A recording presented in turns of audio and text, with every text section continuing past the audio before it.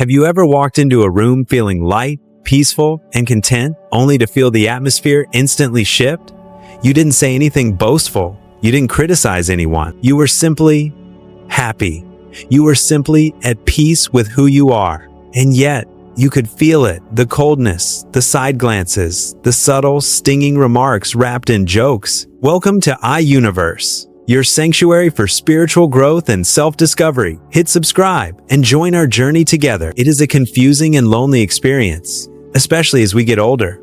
We spend our youth trying to fit in, trying to please others. But when we finally reach a stage in life where we begin to find our true selves, when we finally drop the mask, we expect the world to celebrate with us. Instead, we are often met with a strange hostility.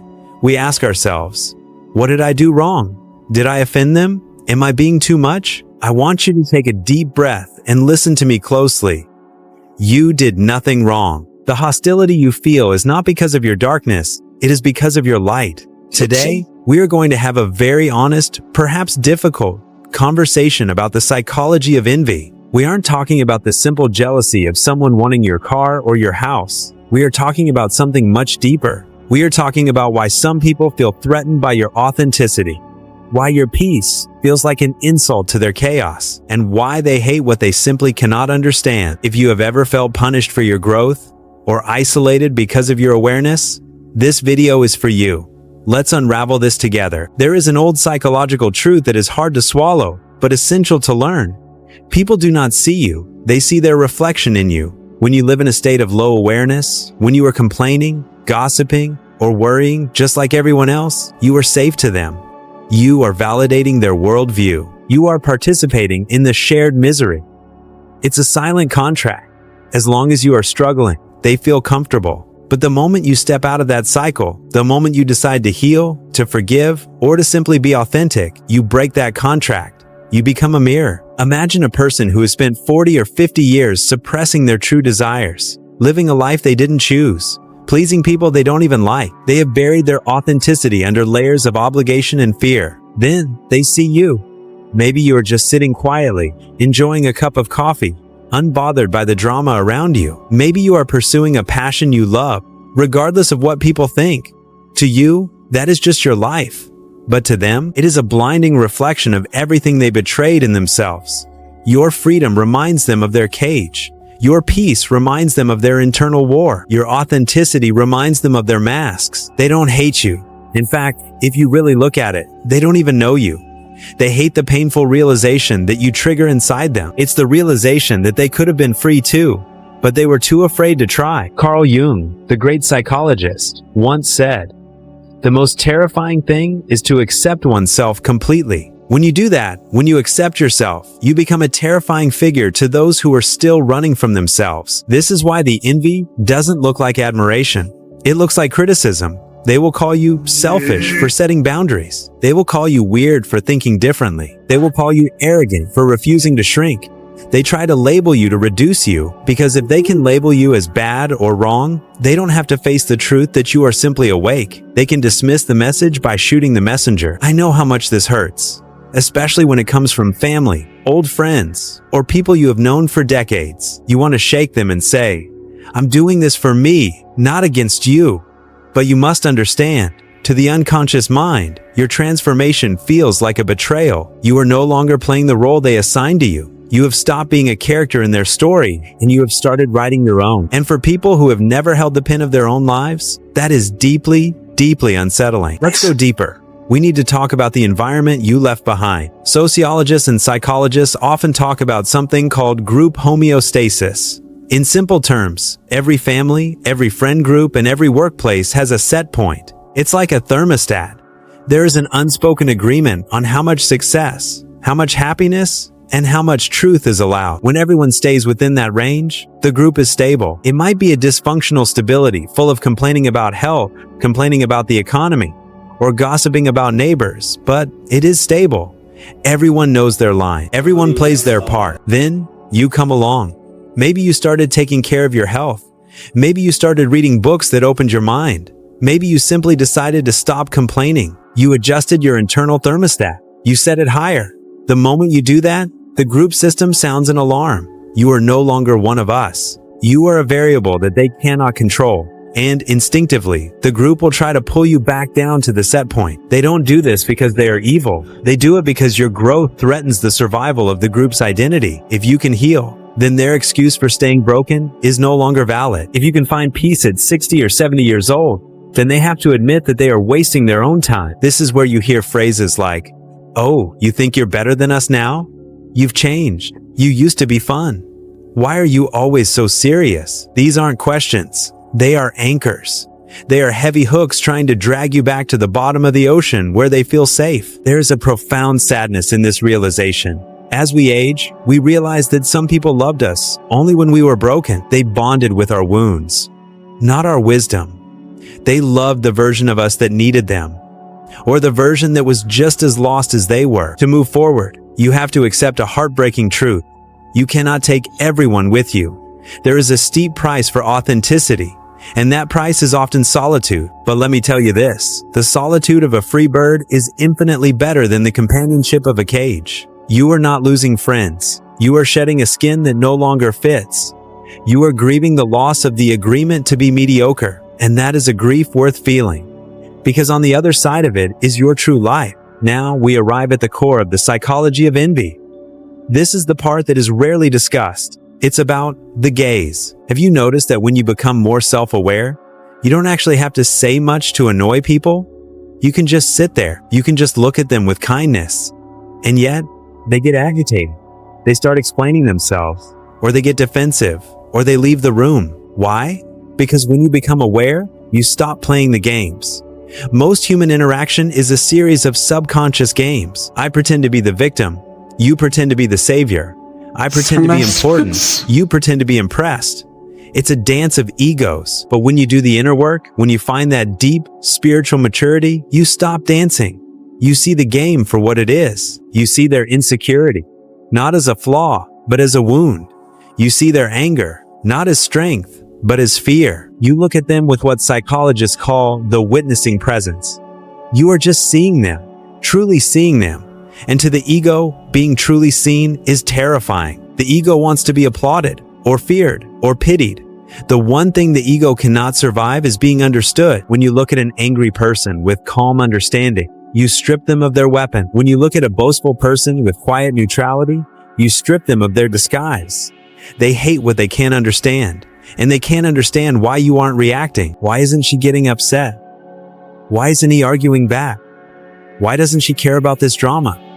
Your silence is a vacuum that sucks the oxygen out of their fire. You have become a void where their ego goes to die, and that makes them feel incredibly small. It's important for you to realize that their reaction is not personal.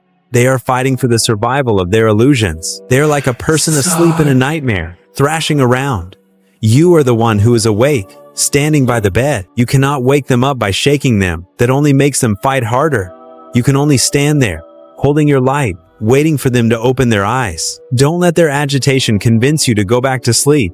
Don't dim your light just because it's shining in their eyes. The world has enough people sleepwalking. We need you, yes, you to stay awake.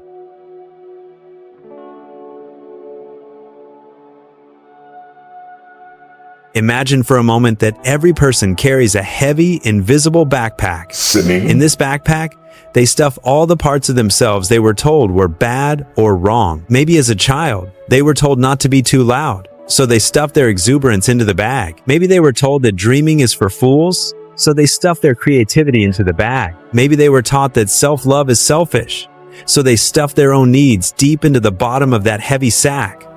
They spend decades carrying this weight. They struggle under it. They grow bitter under it. They convince themselves that this burden is virtue. They tell themselves, I am a good person because I suffer. I am a good person because I sacrifice my dreams. And then they see you. You who decided to put the backpack down. You who decided to laugh loudly. You who decided to travel or paint or dance or simply rest without guilt. When they look at you, they don't just feel annoyance. They feel a deep, primal rage. Why? Because your freedom proves that their suffering was unnecessary. Your joy is an insult to their sacrifice.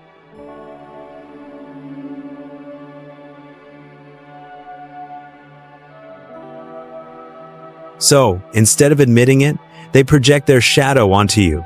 They will say you are irresponsible because they are crushed by their own hyper-responsibility. They will say you are flighty because they feel trapped. They will say you are too much because they feel like they are not enough. They are not attacking you. They are attacking the unlived parts of themselves that they see reflected in your eyes. You must stop taking this personally. I know it hurts. I know you want to explain to them, I worked hard for this peace. I earned this joy. But you cannot explain color to a person who is determined to see the world in black and white. When someone attacks your authenticity, try to see the little child inside of them, the child who was forced to lock away their own light. Have compassion for that child. But do not open the door to let their darkness into your house. You can love them from a distance. You can wish them well from afar. But you are not required to be the canvas for their painted pain. You are not a dumping ground for their unlived lives. 25-0, 30-0. Chapter 5. The Solitude of Sovereignty. This brings us to a quiet, often unspoken reality of spiritual and emotional growth. The higher you go, the thinner the air becomes. There is a reason why the mountaintop is lonely. It's not because something is wrong with the mountain, it's because very few people are willing to make the climb. As you continue to heal and grow, you might look around and realize the crowd is thinning. The gossip circles no longer interest you. The petty family dramas feel like noise you can simply turn off. The shallow friendships that were based on drinking or complaining just fall away. For a while, this feels like loss. It feels like a void. You might panic and think, am I isolating myself? Am I becoming a hermit? No, you are entering the solitude of sovereignty. Think of a king or a queen. They do not sit in the crowded market square, shouting to be heard. They sit on the throne, slightly removed, observing with a calm detachment. This distance is necessary. It protects your energy. It preserves your clarity. When you were younger, you thought belonging meant being surrounded by people who agreed with you. Now, in your wisdom, you are learning that true belonging is belonging to yourself. This solitude is not empty. It is full. It is full of your own presence. It is full of the silence where you can finally hear the voice of God, or the universe, or your own intuition. Do not rush to fill the empty seats at your table with people who do not understand the menu. It is better to eat alone in peace than to eat at a banquet of poison. The people who are meant for you, the ones who can meet you at this new altitude, are out there. They are rare, yes, but they exist, and you will never find them if you keep running back down the mountain to beg for acceptance from people who are committed to staying in the valley. Stand your ground. Breathe in the rare air. This is not loneliness. This is the sacred space you have cleared for your new life to begin. We are nearing the end of our journey, and there is one final, beautiful mystery we must uncover. It is the mystery of joy, not happiness that comes from buying a new car, not the fleeting excitement of a vacation. I am talking about a deep, resonant joy that bubbles up from your soul for absolutely no reason at all. When you reach a certain level of awareness, you start to feel good, just being. You wake up and you are grateful for the breath in your lungs. You watch a bird land on a branch and it feels like a miracle. You drink your tea and it feels like a prayer. This unreasonable joy is the most threatening thing of all to the unconscious world. You see, the world operates on a strict transactional system. I will be happy if I get the promotion. I will be happy when I lose 10 pounds. I will be happy if my children visit. Most people are delaying their happiness. They are holding it hostage until conditions are perfect. And then, here you are. You are happy now. You are peaceful here. You are smiling without a because. To a miserable person, your unexplained joy looks like madness. It looks like arrogance. They want to know your secret, but they also want to destroy it because it proves that their misery is a choice. They will try to poke holes in your joy. Why are you so happy? Don't you know the economy is crashing? How can you be so calm when everything is falling apart? They are inviting you back into the panic. They are handing you a ticket to the misery loves company train. Do not take the ticket. You must understand that your joy is not an accident. It is a rebellion. In a world that profits from your fear and insecurity, being content is a revolutionary act. Let them be confused. Let them wonder. Let them whisper. You do not owe them an explanation for your light. Does the sun apologize for shining on a cloudy day? Does the flower apologize for blooming in a graveyard? No, they just are. You have spent enough years explaining yourself. You have spent enough decades apologizing for taking up space. That time is over. The greatest gift you can give to the world, and yes, even to the people who envy you, is to stay in your joy. Because eventually, one of them might look at you and ask, not with anger, but with genuine curiosity, How do you do it? And in that moment, the teacher appears. But until then, just be the lesson. 35 to 0, 40 to 0. Conclusion. The permission to shine. My dear friends, we have covered a lot of ground today. We have looked into the dark mirror of envy, the pain of rejection, and the solitude of growth. If there is one thing I want you to carry in your heart as we close, it is this. You are not responsible for how people receive your light. Imagine you are a lighthouse. A lighthouse does not run around the beach looking for boats to save. It does not turn off its light because the captain of a ship complains that it is too bright. It simply stands on the rock. It stands firm. It shines. Some ships will use your light to guide them home. They will be grateful for you. Other ships will ignore you and crash against the rocks. That is not your fault. And some ships will curse you for revealing the dangerous waters they wanted to ignore. That is not your burden. Your only job is to keep the light on. As we enter the later chapters of our lives, the time for people-pleasing is gone. The time for shrinking is over. We do not have time left to waste on living someone else's script. If they cannot understand you, let them misunderstand you. If they cannot love you, let them lose you. But do not ever lose yourself again. You have walked through fire to get to this place of peace. You have earned every gray hair, every scar, and every ounce of wisdom you possess. Wear it like a crown. Take a deep breath. Feel the ground beneath you. You are safe. You are worthy. And you are free. Thank you for walking this path with me today.